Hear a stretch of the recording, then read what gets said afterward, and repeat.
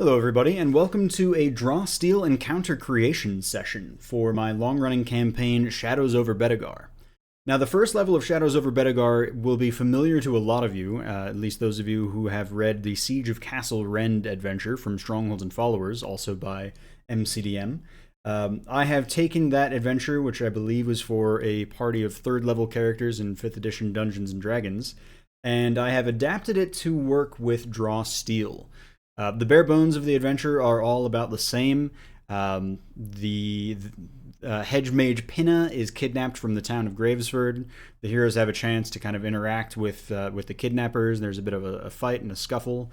I've added goblins into the mix. I think that there's a room for a little more complex of a story. So goblins are the ones who kidnapped Pinna and made a deal with the White Tusk Orc clan to hand her over in exchange for some protective amulets that will, they think, keep them safe from Ajax the Invincible, the Iron Saint.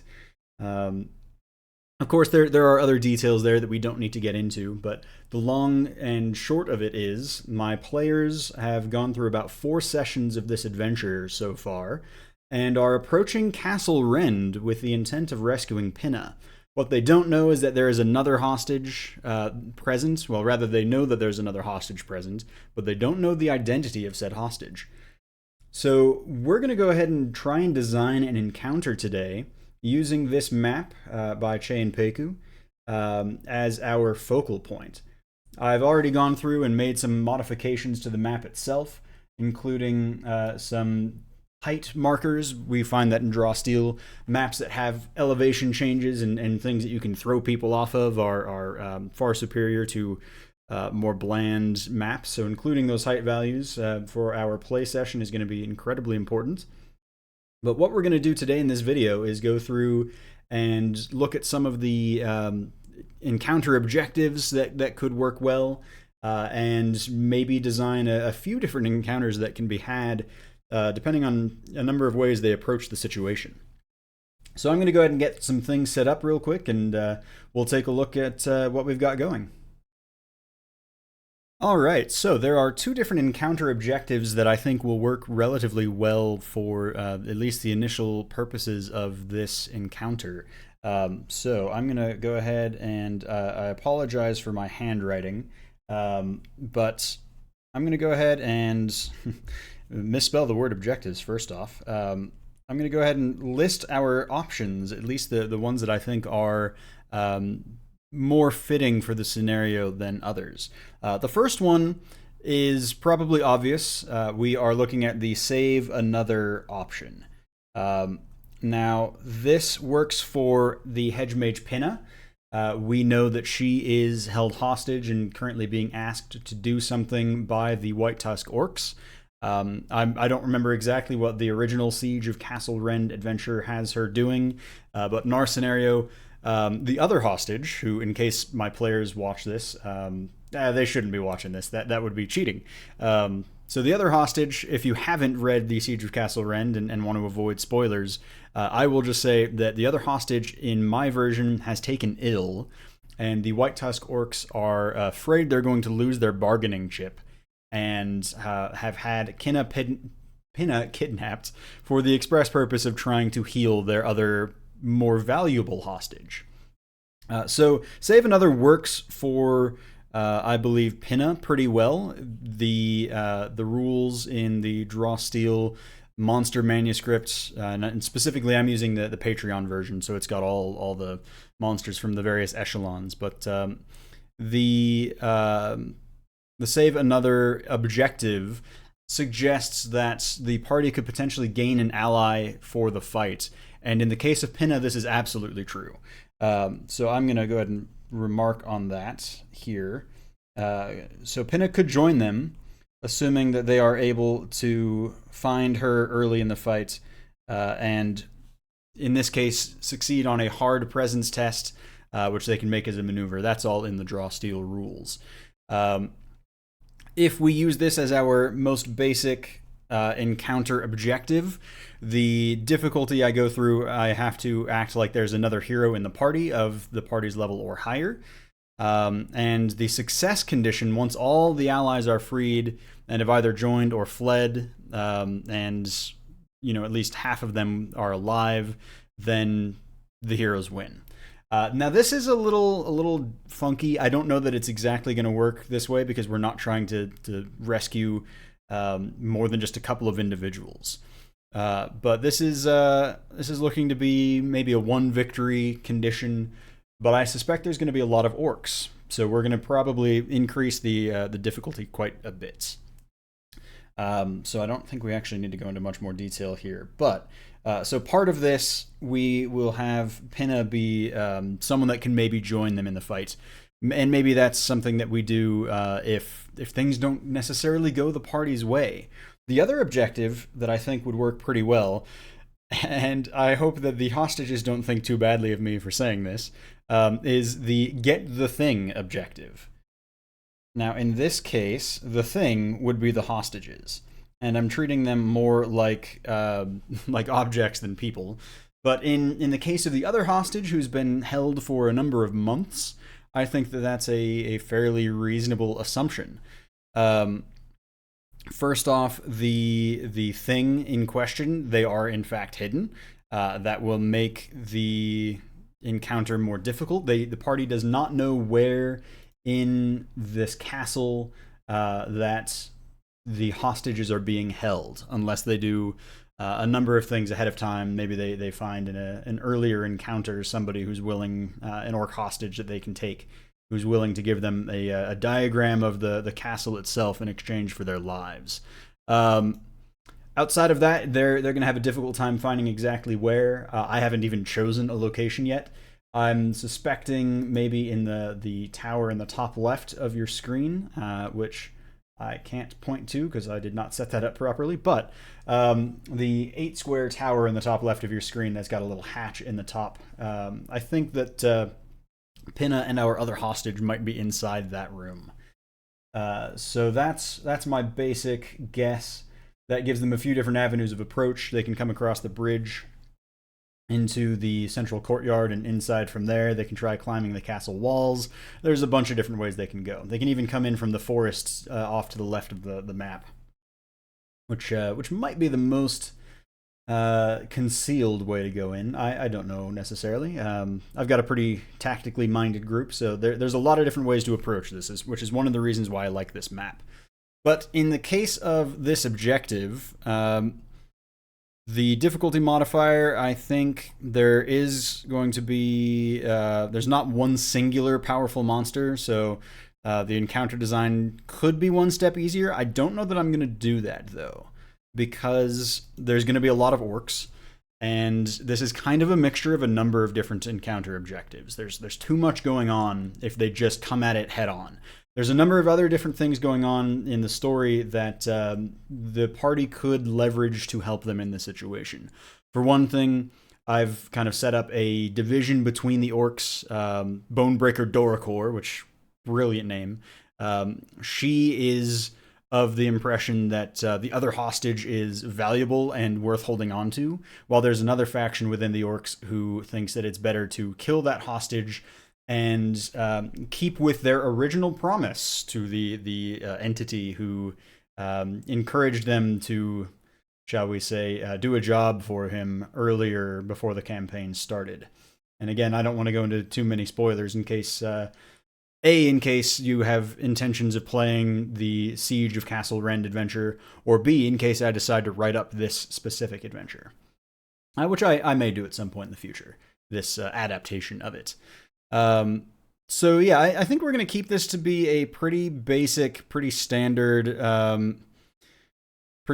difficulty level. The success conditions are obvious. If they get one or both of the hostages out alive, and I will say off the map, then they succeed and will gain their victories. And we might then have a montage test for them to escape. I think that would be a fun thing to do. Depending on the state of the orcs. If there are no orcs left alive, which is certainly one way they could go about it, then there's no need for a montage test. So we've got our encounter objectives, and we know we're facing orcs. I guess the next thing to do is go through some numbers. So let me again pause real quick, and I will be right back with you once I've got my monster manuscript to the appropriate pages. So we are going to go ahead and start with choosing our encounter difficulty. This is step 1, and I will label it as such. I think what we're going to do is set this up as a hard encounter, maybe extreme. Extreme encounters are threats the heroes aren't likely to survive if they try and fight to the bitter end, which I think fits the situation pretty well. The White Tusk orcs have been in the area for a number of months, have had time to entrench themselves in the ruins of Castle Rend. So let's go with an extreme encounter. And I'm going to go ahead and write that in red because that is obviously important and deadly. Let's underline it and even give it a few exclamation marks. This is kind of how I like to do things. I like to give myself very, very strong reminders of what the heroes are likely to be up against. But if they come out of this alive, they are going to get 2 victories, which I am sure will please them to no end. We're not really running with XP in this campaign. I am a strong proponent of milestone leveling. I like to go based on the story beats. So if they come out of this alive and manage to make it back to either the goblins who they've sort of befriended, at least they've alerted the goblins to the fact that the orcs have kind of betrayed them. If they either make it back there or to Gravesford itself, they will be able to take a respite and level up. And by this point, it's probably going to be after 6 or 7 sessions, probably 6. So I think that feels pretty good. So we're doing an extreme encounter. That means, let's see. Yeah, extreme encounter. Awesome. Now here's the tricky part. I am running for a group online, and as many of you are probably aware, given games you run yourselves, attendance online can be a little trickier. I don't mind. People have lives. They have things that come up and can't make sessions. That's fine. But it makes my job a little more difficult, especially if I'm prepping well in advance of our session dates. So I've got 5 players who pretty consistently make it. Sometimes we get 6 and sometimes we get 7. So I will be preparing this encounter as if we were going to get 5, 6, and 7 heroes. Which obviously complicates things a little bit. Now, this is for a few sessions from now, a couple of sessions from now, so we will likely have one more encounter. The party will have one more victory than they currently do. They're currently sitting at 5. I don't know. I probably shouldn't do this prep right now, because there's a very good chance that they decide to take a respite before they tackle this part of the adventure, because some of the party are running low on recoveries. But let's go ahead and just pretend like they're coming in with no victories. I think that's probably the most likely scenario. I think they're going to want to be fresh for this. So we are going to go ahead and do the basic math. Don't need to account for victories, and if that happens later, I can just add a few more squads of enemies into the mix, which is just fine. So the party is level 1, and I guess I'm skipping ahead. This is now step 2. So let me get in here. Step 2. That did something funny. There we go. Step 2. The group's encounter, let's see, yes, encounter strength. Here we go. We are looking at a run of 5 to 7 characters. So we are looking at 30 to 42 for the encounter strength. 30, 36, 42 are our acceptable ranges. Factoring in victories, we don't need to worry about. As I said, we're going to assume that the party takes a respite before they try and rescue Pinna and the other hostage. Of course, that gives the orcs a chance to fortify further.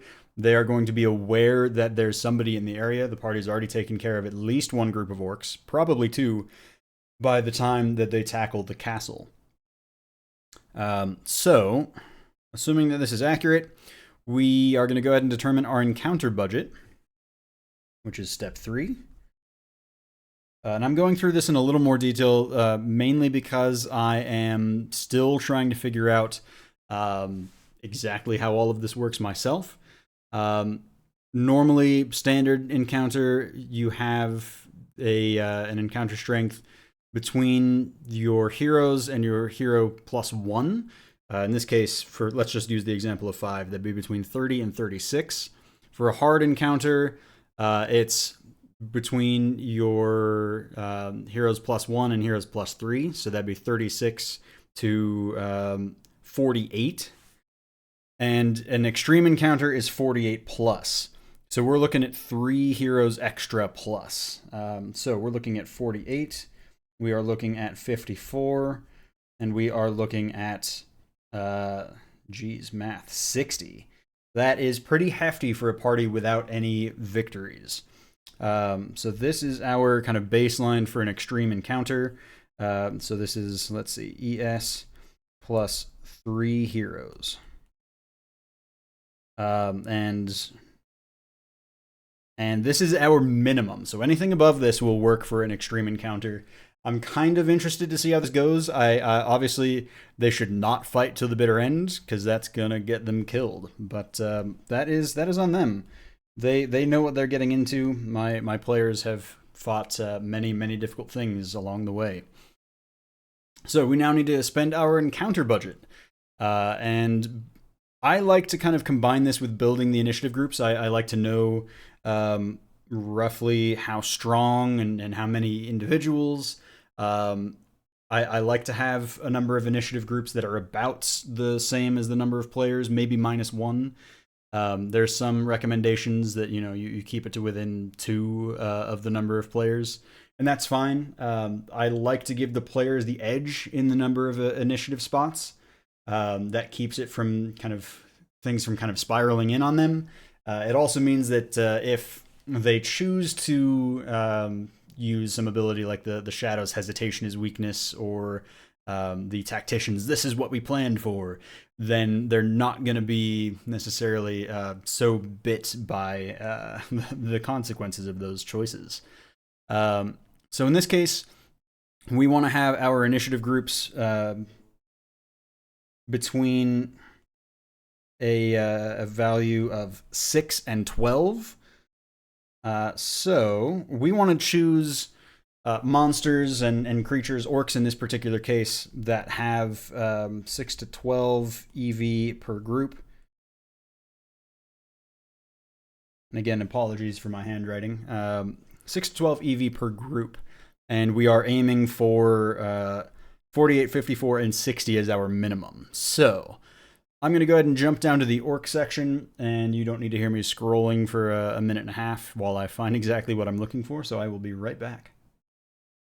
Okay, so we are going to probably have a couple of squads of minions, and minions in this current edition of the game come in groups of 8, and their encounter value is calculated based on that number. So I think what we're going to want to have is some artillery and some controller minions. So in this case, that means blood sparks and glorifiers.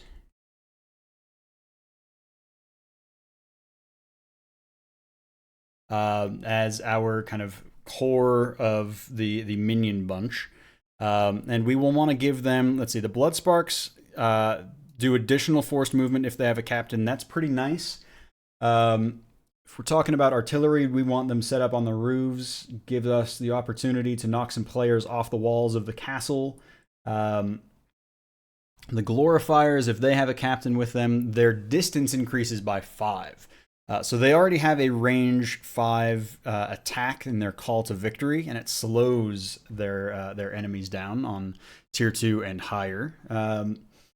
So I think giving both of these groups a captain will be worthwhile, and they are EV6, so we can give them a captain of the same value, and that will that'll give us a EV12, which matches our value for kind of the maximum value for a single initiative group. So let's go ahead and start our design here. So we're going to go ahead and have blood sparks for 6 plus, let's see, what would be a good captain for them? Doesn't even really have to necessarily fit. We could do an Orc Eye of Groll. They are also a level 1 artillery. I think that fits pretty well. They've got a good range on their ability, range 10. They also have a nice area of effect in their power burst. So I think that'll work pretty well. They can kind of hang out up on the castle walls and grant that extra force movement to their allies. So let's go ahead and put in an Orc Eye of Groll as the captain. And that's for another 6. That gives us, let's put this in a different color here. That gives us, oh, what color do I want? Too many choices. We'll do it in green. That gives us 12 for this initiative group. And then we want to go ahead and build our second group out. We're well on our way to the well, we'd need, at this level, we'd need about 4 initiative groups to hit our minimum threshold for an extreme encounter. So that's working out pretty well so far. Let's take a look at the glorifiers. They are also an EV of 6, encounter value of 6. And for them as controllers, is there a good level 1 controller that they can be paired with? Or does it even need to be... Actually, that's not a bad option. If we put them with the Hexer, who's mostly a melee folk, also does some saves. That could be some good choices. Maybe the Orc Godcaller. They're kind of support type. Yeah, that could work out pretty well. They have a nicer ranged ability and can target an ally and give them a boost of speed and to use an action. That's very nice. They also have some effects that can grant stamina. So yeah, let's go ahead and have them paired with the Godcaller.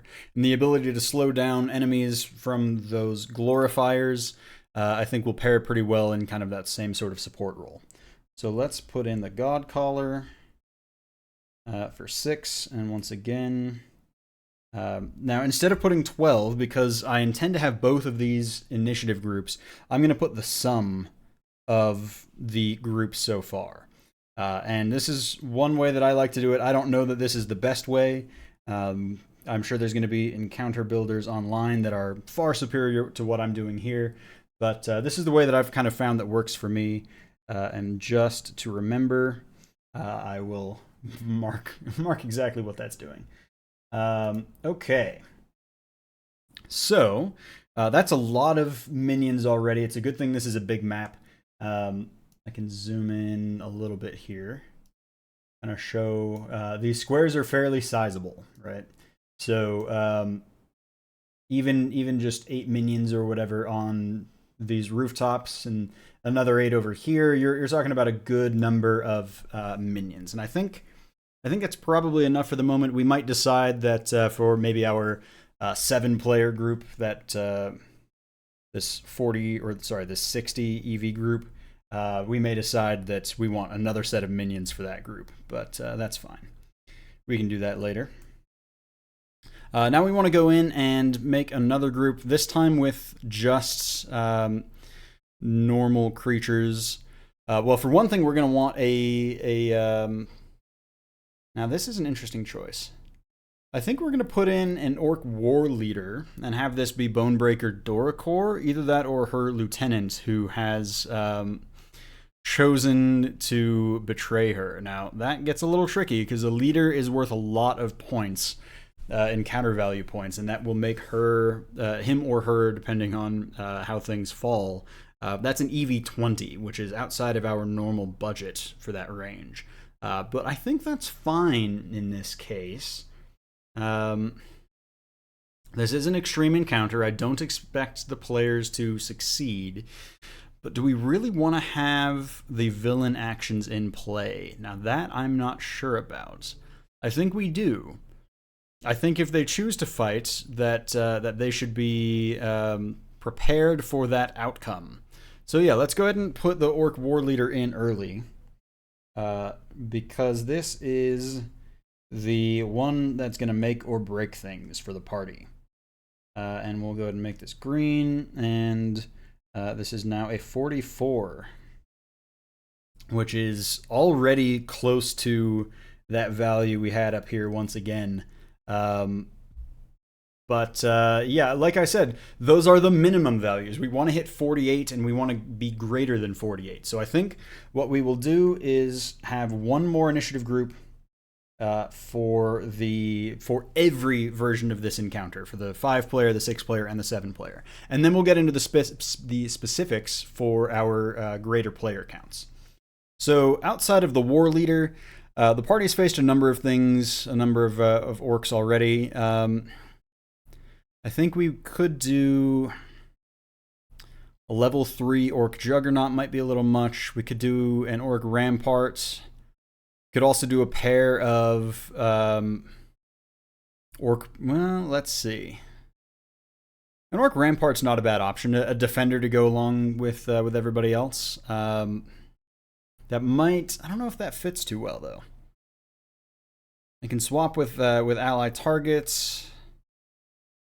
Yeah, I mean that's not bad. It's not bad. I think though what I'm gonna do is put in a blood runner. The party's faced a blood runner before. They're a nasty individual. They've got some nice abilities. They move in, they shield bash, and they can push or knock prone. And they are definitely a nasty bunch to fight. So they are an encounter value of 10, which in this case for the 5-player version brings us to 54. So let's go ahead and mark our 5th encounter group. This one is specifically for those parties of 6 players now. And we are going to have, in addition to the Blood Runner, the party would also face, I think, a good choice here would be an Orc Juggernaut. I think that sounds like fun. They're a brute. They do a lot of damage and can knock prone and cause bleeding on tier 3 effects with their Haymaker Great Axe. Yeah, they're pretty nasty. As a free triggered action, they can move up to their speed and make a free strike when they take damage. That's pretty nasty. So yeah, let's have a Juggernaut in here. Why not? Juggernaut. And their value is also a 10 because they're a level 3 character, and that puts us to 64. We really don't even need to worry about the encounter budget, which is kind of the crazy thing here. But let's go ahead and make our last initiative group, and I think we're going to make this one have some extra minions. Why not? We've already done the Bloodsparks and the Glorifiers. We've got quite a few. Now, this is the one thing I'm concerned about. We've got quite a few different types of orcs. We've got 1, 2, 3, 4, 5, 6, 7. Fortunately, I've run a number of orcs already, so I know what most of their stat blocks do. But for this is already going to be a lot for me to remember. So what I may want to do is have another set of Bloodsparks or Glorifiers, and maybe a second of another something as a captain. Because trying to add in an 8th stat block for me to remember and everything that they do is quite a lot. Although I like the idea of having the Orc Razor in there as well. That sounds kind of fun. Let's do it. I can handle an 8th stat block, I say now. So we've got the Orc Razor. It's an encounter value of 6, and they're going to have a captain with them. Let's see, if I used a level 2... No. 7 players can handle it. They're fine. They're fine. We're just going to put them with another Blood Runner. Why not? After all, they're not supposed to actually fight this fight. They're supposed to, run away after they complete their objective. So that's another 16. That puts us to an 80 total, which is definitely a hefty encounter value for a party of first level heroes with no victories to face. And the reality is, if they come into this fight with extra victories, well, what I can do is just shift this down. So, for example, instead of just having, let's say it's a party of 5, instead of cutting it off at 4, we could cut it off at 5 instead. And suddenly, we just kind of shift everything down to accommodate if they come in with victories. And I think that should be just fine for our encounter building. Now, like I said, this is a lot of different stat blocks. I'm a little hesitant to do that. But we've got a lot of enemies on the field, and like I said, I've run most of these before. I think the last encounter I ran had a couple of blood runners, some razors, maybe a blood spark. I think some of the names have changed since the last time I ran. And the encounter I'm going to be running this next session definitely has a few of these as well.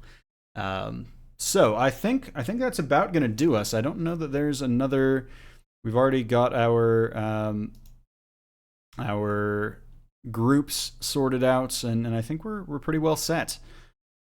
So this is the process that I use for encounter design in Draw Steel.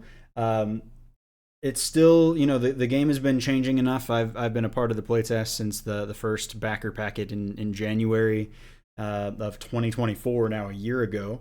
Played 6 or 7 different versions of the game, and still trying to get my head around all of the newest changes. Encounter design didn't seem at the surface level like it changed a lot in between the last edition I played or ran and this current one. But there were some changes to minions and some of the math that has taken some adjustments in how I think about things. So hopefully this has been useful. I know this is now longer than half an hour video, but if people are interested in hearing how this goes, it may be a couple of weeks before we get to run this session, depending on scheduling and all those typical sorts of RPG session issues. And who knows, the players might end up taking a left turn when I expect them to go right. So it could be a few weeks, but if people are interested, I would be more than happy to recap how this goes and what sorts of changes I make in between now and the future. I may end up coming back and, like I said, adjusting so that I'm not running with 8 different stat blocks, because that is a lot. But I feel okay with it for now. So I guess to keep these notes clean, I can get rid of this. I don't really need that because everything's down below. Awesome. Well, I hope you all enjoyed, and I hope you are all as excited for Draw Steel as I am. If you want to see more Draw Steel videos in the future, I am more than happy to make some. In the meantime, thank you all, and keep rolling.